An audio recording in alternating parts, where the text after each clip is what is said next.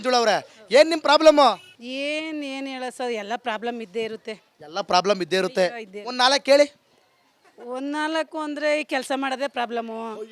ಮತ್ ಮಂಕೆ ಆಮೇಲೆ ಏನೇನು ಪ್ರಾಬ್ಲಮ್ ಇಲ್ಲ ಸರ್, ಅದಕ್ಕೆ ಅಡ್ಜಸ್ಟ್.